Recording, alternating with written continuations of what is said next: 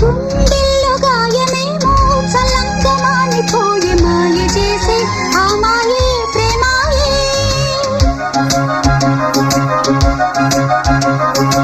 ఎంత గాయమైన గానీ నానేనికేమి కాదు పువ్వు సోకి నీ సోకు కందేనే.